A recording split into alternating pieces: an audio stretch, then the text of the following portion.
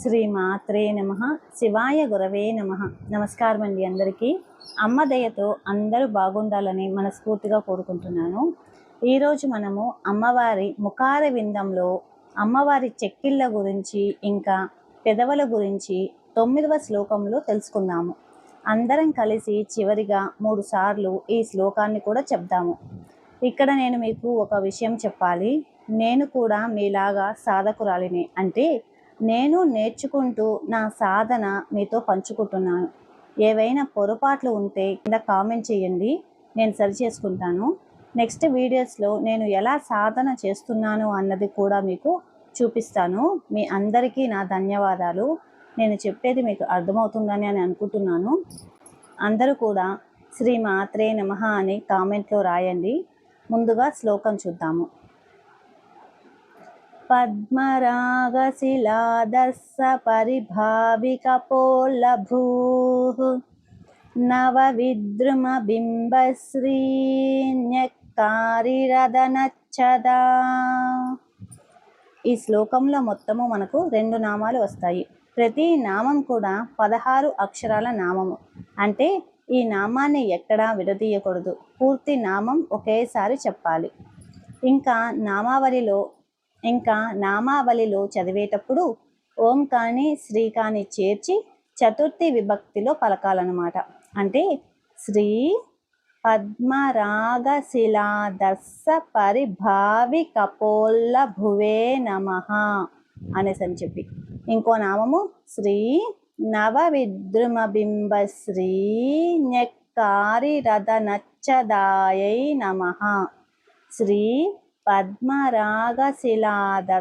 పరిభావి కపోల్ల భువే నమః.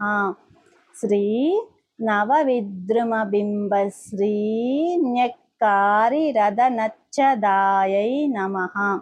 మనము ఒకసారి మొదటి నామం చూసుకుంటే కనుక పద్మరాగశిలాదర్శ పరిభావి కపోలభూః. ఇందులో దా కింద మావత్తు వచ్చింది, రా కింద సావత్తు వచ్చింది. భా అనేది మహాప్రాణ అక్షరము. లాస్ట్లో భూ పక్కన విసర్గ కూడా ఉంది. ఇందులో మహాప్రాణ అక్షరం కూడా 2 సార్లు వచ్చిందనమాట. ఇంకా రెండవ నామం చూస్తే నవవిద్రుమ. ధ్రుమ అన్నప్పుడు దా కింద రావత్తు వచ్చింది. శ్రీ అంటే శ్రీ అన్నప్పుడు సా కింద రావత్తు వచ్చింది. నా పక్కన యావత్తు వచ్చింది అన్నమాట. ఇంకా కాకి కావత్తు వచ్చింది. నచ్చదా కింద చా కింద చావొత్తే వచ్చిందనమాట. కాబట్టి కొంచెం ఒత్తి పలకాలి. నవ విద్రుమ బింబశ్రీ న్యక్కారి రథ నచ్చదా అనేసి అని చెప్పి. మొదటి నామం అర్థం చూస్తే కనుక పద్మరాగ మనులతో చేసిన అద్దాల యొక్క సౌందర్యాన్ని మించిపోయి ప్రకాశిస్తున్న చెక్కిళ్ళు కలది అనేసని. అంటే పద్మరాగ మనులు పెద్దవి తీసుకొచ్చి వాటిని సానబెట్టి అద్దంలా చేస్తే ఎలా ఉంటాయో అలా అమ్మవారి బుగ్గలు ఉన్నాయని చెప్పి వసిన్యాది వాగ్దేవతలు వర్ణిస్తున్నారు. ఇంకా రెండవ నామమైన నవవిద్రుమ బింబశ్రీ న్యక్కారి రథనచ్చదా. అంటే అమ్మవారి పెదాలు ఎరుపుదనము అంటే పగడము, దొండపండుల యొక్క ఎరుపుదనాన్ని ఓడిస్తున్నాయి అనేసని, తిరస్కరిస్తున్నాయి అని. నవవిద్రుమ అంటే కొత్తదైన పగడము అని, బింబం అంటే దొండపండు అని. పైన ఉన్న పెదవి ఓష్టం పగడం కంటే అందంగా ప్రకాశిస్తుందని, కింద పెదవి దొండపండు కంటే ఎర్రగా అందంగా ప్రకాశిస్తుందని చెబుతున్నారు. ఇప్పుడు మనం అందరం ఒకసారి ఈ శ్లోకాన్ని 3 సార్లు కలిసి చెబుదాము. పద్మరాగశిలాదర్శ పరిభావి కపోల్లభూః నవవిద్రుమ బింబశ్రీ న్యక్కారి రథనచ్చదా. పద్మరాగశిలాదర్శ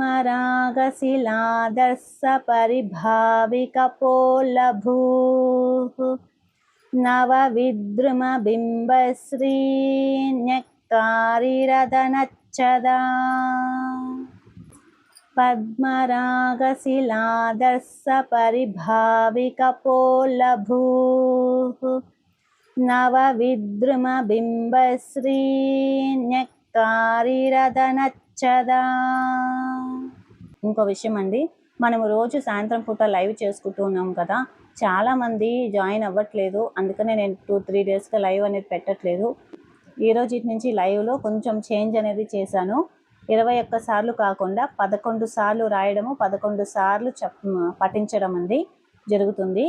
నామం గురించి చిన్నగా వివరణ మాత్రం తెలుసుకుంటాము, పూర్తి లోతైన అర్థం మాత్రం కాదు. ఇది ఒకటి గమనిస్తారని చెప్పేసి, సపోర్ట్గా ఉంటారని చెప్పేసి భావిస్తూ, మీకు ఈ వీడియో నచ్చితే కనుక లైక్ చేయండి. కొత్తగా చూసేవాళ్ళు మన ఛానల్ని సబ్స్క్రైబ్ చేసుకోండి. శ్రీ మాతరే నమః. సర్వం శ్రీ లలితార్పణమస్తు.